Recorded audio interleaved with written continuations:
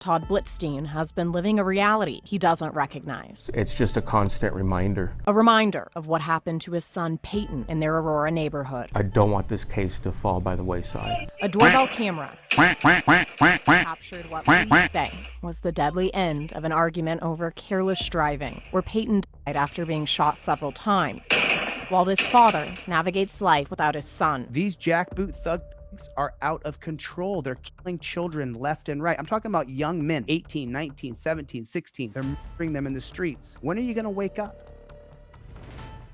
A drunk pig murdered this guy. Straight up murdered him. What do you want? I have a camera. I'm calling the cops. Don't call the cops.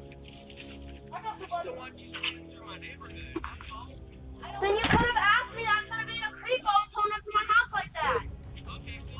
So the cops are gang members in our country. Cops are gang members. Put it in the chat. Cops are gang members.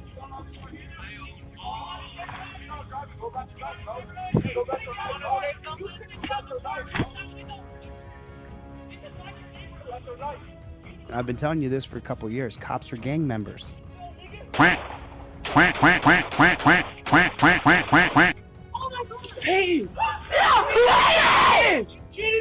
That guy murdered a 17-year-old boy. A father whose 17-year-old son was shot and killed last year has now filed a lawsuit against the alleged killer, who is a former Greenwood police officer. It happened after a confrontation about reckless driving in an Aurora neighborhood. I have a ring here. It's got his fingerprint on it. Since November of last year, Todd Blitzstein has been living a reality he doesn't recognize. How long are we going to tolerate this? How long are you going to sit there and not pull out your camera and film these pigs? How long are you going to take a plea deal? These jackboot thug pigs are killing our children in the streets. They're killing our people in the streets. These pigs are out of control. You know, it's just a constant reminder. A reminder of what happened to his son Peyton in their Aurora neighborhood. I don't want this case to fall by the wayside. A doorbell camera captured what police say was the deadly end of an argument over careless driving, where Peyton died after being shot several times. And the man police say shot him, Adam Holan, was drunk at the time of the shooting. It was a gang. One gang said, oh, you don't like how you're driving. And then he went up there and they were drunk and they murdered this guy's son. He raised this kid to 17 years old and then he murdered him. Holan, who's a former Greenwood Village police officer, is facing several charges, including second-degree murder. He got charged with second-degree murder by a prosecutor who sucks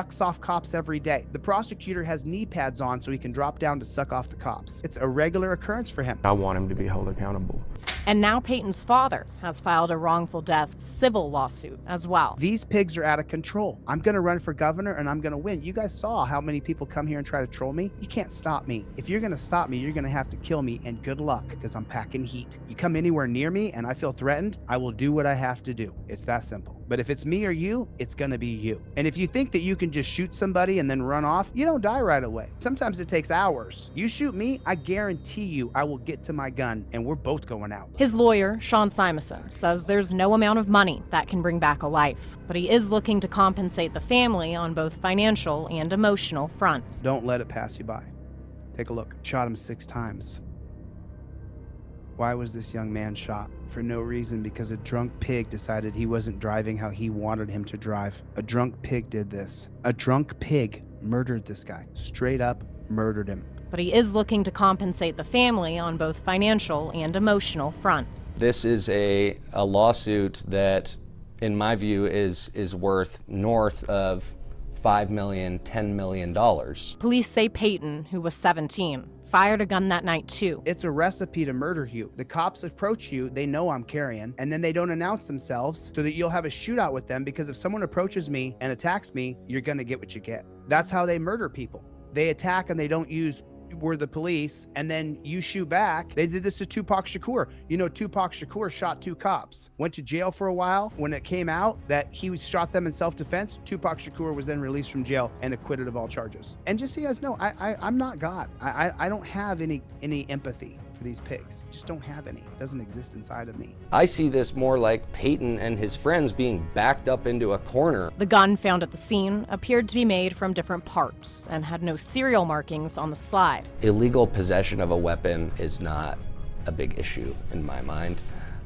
It's more a reflection of the society that we live in. I hope that the pigs who murdered this kid burn in hell. I know that God could forgive them. I'm not capable. I'm human. God is not that. God loves you and will forgive you for what you do, but I'm not capable. I cannot forgive these pigs. And I hope if there is a hell, they burn in it. We tried to talk with Holen's attorneys for the criminal case, but they didn't have time for an interview tonight. While this father navigates life without his son. You see these parents that go through this, and you're like, man, I couldn't imagine that. And then next thing you know, you're turning around and you're in the middle of it. Saying his fight is far from over. These jackboot thug pigs are out of control. They're killing children left and right. I'm talking about young men, 18, 19, 17, 16, 20, 25. Young men, half my age and younger. They're murdering them in the streets. Have you turned your Karen or Kevin in your family? Have you turned them and shown them this particular video? They murdered that 17-year-old. They just murdered him, outright murdered him. I want his name out there in a positive light. Do you think this cop's gonna lose his house? Do you think he's going to lose his pension? Do you think he's going to lose his car? You think he's going to lose his girlfriend? His wife? Any money? Is the cop going to lose any money because there's no qualified immunity? Qualified immunity is a red herring for you to go over there. Forget the policies that create the cops where they can stop you for no reason without any probable cause, detain you in torture cuffs, jump on top of you like you're a POW of war. Forget all that. Focus on qualified immunity. It's the way to get you off the trend. It's called a red herring because a red herring stinks after it's dead and it's up on the bank. A red herring. That's what qualified immunity is. Your arms go to a touchdown position. That's how your arms do it. Your arms go to a touchdown position. You see this arm elbow bend right there? Phone's at the top of it. There's the top of the goalpost. There's the other side of the goalpost. Now I've got a touchdown position. Copper can't say I was reaching. Copper can't say nada. I had my license, registration, proof of insurance ready to go along with a copy of my driver. I'm a black man today named Denzel Washington. I had everything ready to go for the jackboot thug pig. I had everything ready to go. License, registration, proof of insurance, everything was together on a laminated card. I already laminated it. I took my time to do it because I don't want this jackboot thug pig to have any kind of power over me. I gave you everything I have to give you required by law. Leave me alone at that point. I'm not gonna play the game of why'd you pull me over. I'm not gonna play the game of do you know how fast I was going. No, no, no, no, no. We've seen time and time and time again that you end up going in torture cuffs, that you end up going to jail. You have to use the trifold. Then the cop says, you know what?